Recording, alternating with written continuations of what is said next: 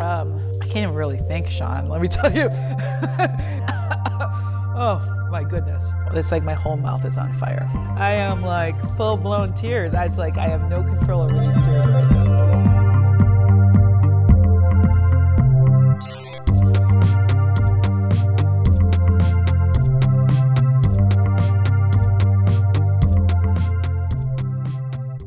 Hi, I'm Sean Dreyer, a PM&R fourth-year resident, and welcome to Reflux Reflexes, the show where we feature PM&R legends and we help you get to know them as professionals and as human beings. Here today we have Dr. Monica Rowe, a legend in the field. You went to Northwestern as an undergrad, got a degree in psychology.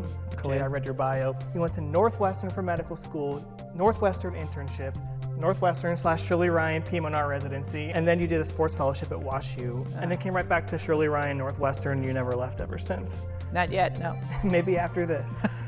And we just want to clarify, this is more than 6 feet of space between us. We are vaccinated ×2 and we are boosted. I just want to say one thing, Sean. Just remember, at some point, I'm going to need to hand you a diploma. I need to be alive for that. So let's just keep that in mind as you pour these sauces out. You want me alive for your graduation. You are the head of musculoskeletal medicine here. You are the residency program director, and you are the team doctor for the U.S. Women's National Soccer Team. You have 1 million teaching awards. That's it, right? Okay. I appreciate the Pepsi that you gave me. It's all about resident wellness. I'm very concerned about Sean's stomach lining, so. I'm taking the SAE tomorrow. It's going to go great, so yeah. As long as you don't have GI problems. All right, cheers. Yeah. Really good. As a team physician for the U.S. Women's National Soccer Team, we all want to know, what do? Do you have a cool story? I mean, easily the coolest thing that ever happened to me was winning the World Cup. At the World Cup, we were in Lyon, France. There were somewhere close to like 70 or 80,000 people in the crowd. Actually, my parents came. My dad grew up in a paternalistic society where girls didn't play sports when he grew up. And so when I grew up and I loved sports, he was always just kind of like, why do you like sports so much? Girls don't play sports. He would say stuff like that when I was growing up. But I convinced him that I wanted to play, and he eventually came around and started supporting me. And then my dad, since I started with the Women's National Soccer Team, has become the biggest women's soccer fan. He's at the final game. He's 1 inch away from painting his face. After the final whistle was blown, the whole team's on the field. The players are just, obviously celebrating, and I'm standing in the middle of the field, and I remember thinking to myself, I am never gonna have 70, 80,000 people in a stadium where I can stand in the center. This experience will never happen to me again. So I stood in the center circle and I started slowly just rotating around 360 to just kind of solidify the image and the sounds and the smells all in my brain. And I find my parents in the crowd of 70, 80,000 people. I mean, I started crying because I was just my parents flew all the way over to, and I'm not even playing. I'm the doctor on the bench, From that journey of being a young kid and loving sports and just kind of working my way, even within through my own family, trying to convince my parents why girls can play sports, to literally winning a World Cup with the best female athletes in the world. What's a brief overview of the things that you do as a doctor for the national team? Everything. I'm there to help take care of the wellness of the athletes from top to bottom. So certainly when there's musculoskeletal injuries, with COVID, I've been involved in kind of infection prevention. I'm in camp maybe 60 days a year. I travel with them. When I go into camp, certainly evaluate people's injuries, but then when I'm outside of camp, I'm also coordinating their care and making sure that they stay healthy and well so that they can perform to their best ability. That was such a good answer. I shouldn't have asked that first. That's the most inspirational one. It was everything full circle about PM&R.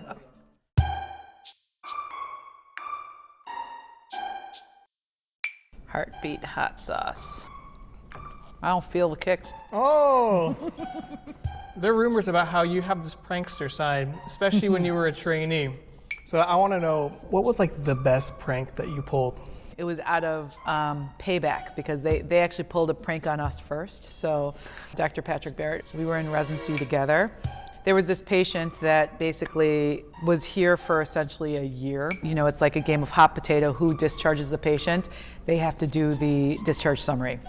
Unfortunately, back then, we didn't have electronic medical record system, so it was all paper records. Dr. Barrett had the great fortune of being the resident to discharge this patient. I think it took him easily an hour. Around April Fool's Day, we decide that we're going to prank Patrick again, and we basically get the ladies of medical record involved. We get the attending physician. We basically have this attending physician call Dr. Barrett and say, Patrick, how come this is not done? This is still outstanding. It's been a year.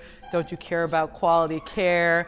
Kind of really laid it on thick, and this was the type of attending you did not mess with, and basically guilted him and said, you have to get this done today. But all day long, he's upset that he has to redo this discharge summary. Before the end of the day, the doctor goes in to see Patrick and says, Patrick, I hope you learned a really great lesson here. And Patrick's like, yes, I know discharge summaries need to be done on time. Dr. Bogey was like, no, that's not the lesson here. The lesson here is don't mess with the girls. And so. What did he do to you to deserve this? Well, let's just say he just messed with the wrong people.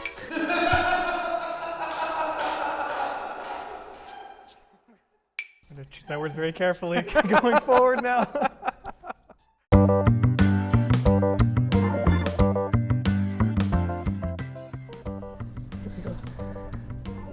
It's just like a true sports medicine doctor. All right, we're ready for the next one. Pretend it's a bursa.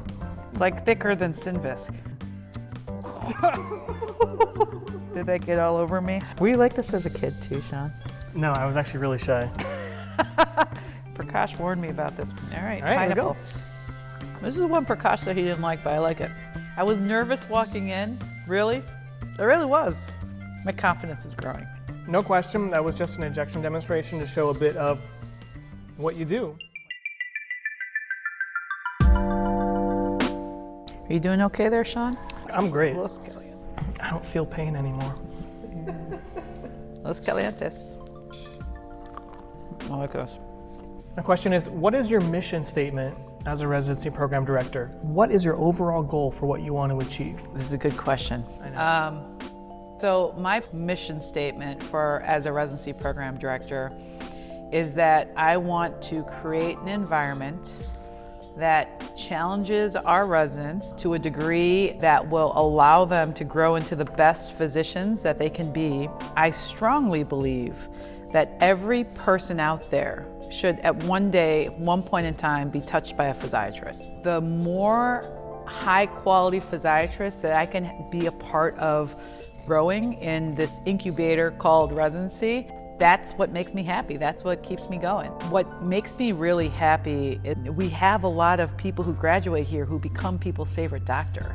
It's beyond just doing good medicine. It's also about being a good person and doing the right thing in the right moment. Real quick, you mentioned support and you mentioned challenge. Yeah. That reminds me of something that everybody who interviews here, Yeah. Chris is doing it. A graph that shows challenge on one axis and support on the other. And you'd like to have us be in that top right quadrant. You're like a top right quadrant kind of attending for sure. You're like top right, top right.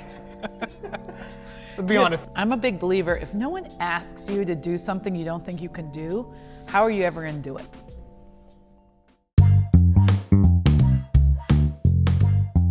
Speaking of taking it up to the next step, next hot sauce is high desert teak hot masala. Looks like he's shaking, doesn't he? This is the outcome of too much hot sauce, huh? Sean, you got a little... little physics. You gotta put a healthy amount on here. You're doing too well. Yeah, okay, sorry. And I'm not getting the satisfaction. I'm sorry. I really like that one. The curry flavor. Yeah. Shout out to Dr. Jay Ballin. So kind of as a follow-up, if you had $1 million to spend on the residency, on like the residents, how would you spend it? Well, clearly it would be to buy you guys food. I cannot That was my believe, list of examples. honestly, I cannot believe how far food goes. You guys just love food. It'd be nice if we could switch our EMR to Epic. I think it costs way more than $1 million. Actually, first let's introduce Chris, by the way. Chris Lewis, PGY3 resident here, helping with the milk, helping with the tech stuff. Do you duck in and say your hi? Hey, my name's Chris. I'll put a healthy dose on there for you. Is that it? That's it?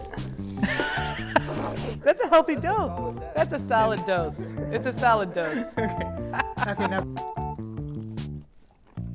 You're still doing fine, aren't you? Yeah, vinegary. You're too strong. It's the Pepsi neutral diet for the last couple days. Oh, please. You doused your tongue with lidocaine before coming here, didn't you? This next section, which I totally did not steal from Hot Ones, is explain that photo. Wow. Gosh, I barely remember taking that, but my guess is that happened to me in residency. You got this from Dr. Rydberg, Leslie Rydberg. Thank you, Dr. Rydberg. It looks like you're enjoying this. I think she was doing like a facial nerve stimulator. We're having so much fun. It's not supposed to feel good.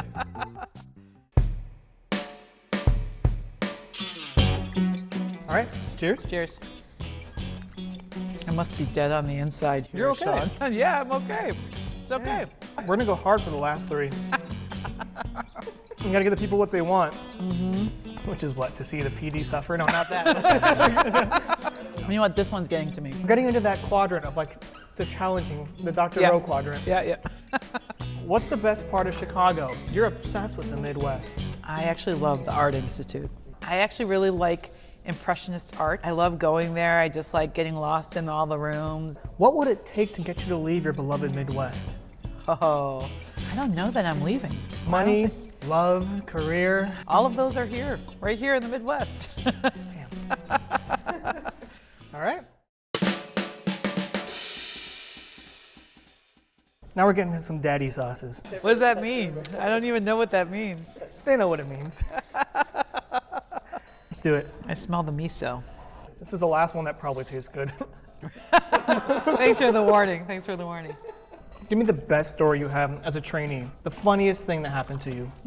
You had one for funny. No. I'll cut that out. When I was a resident here, there were always two residents in each room. One was facing the door, and one was always had their back to the door. It's there now, right? This one's getting me now. I know. I was the resident with my back to the door. My co-resident, Patrick Barrett again. I can't remember if I was saying like I was hungry or I don't know, but he was just like, well, maybe you're pregnant. And I said, of course, Patrick, yes, I'm pregnant. And as soon as I said that, I turn around and Dr. Slee was at the door. And he's like, oh. Dr. Sleewell was your program director. He was right? our program director. And he was just like, oh, I don't mean to interrupt this conversation. And he got beet red and walked outside. And I was just like, mortified. Did he think it was Patrick? No, he thought, I don't know what he thought, but I said, you have to go and get him and you have to tell him I'm not pregnant. This is your fault. It was mortifying. I had to go and tell him that I wasn't You pregnant. had to do it? Yeah, I had to go. Dr. Barrett didn't do it? No. Wow. A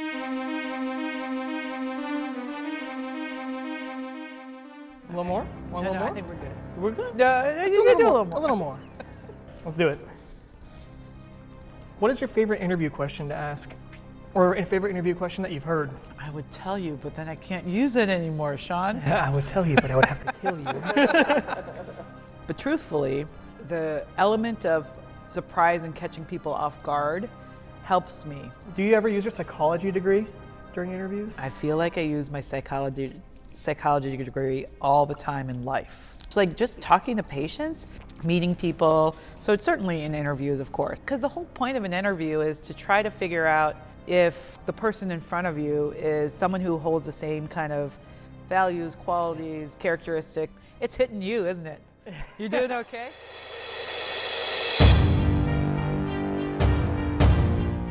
I'm gonna pour yours for you, okay?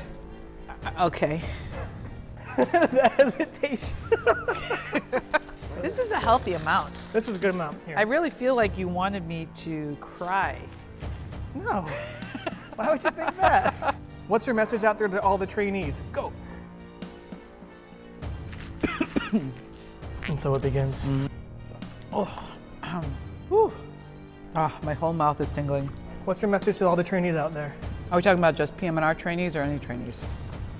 I don't care. You got some tears. I've got some tears too. Residency's hard. We are all sharing in a profession where we have a lot of privileges, privilege to take care of people.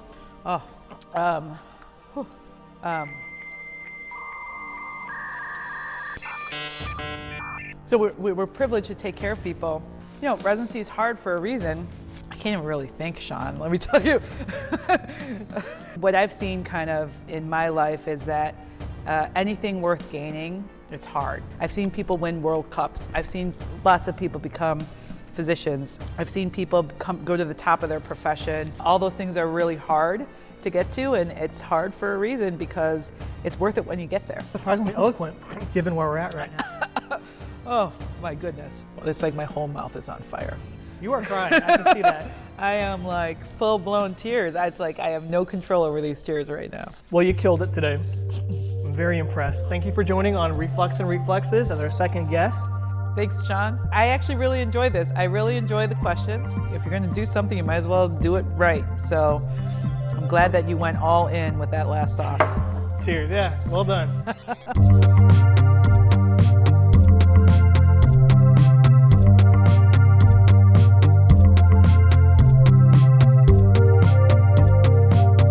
I should have put it sauce side down on my tongue. Wow, I don't know how you did that much. Wow. I don't think this is gonna go away for a while. That did nothing.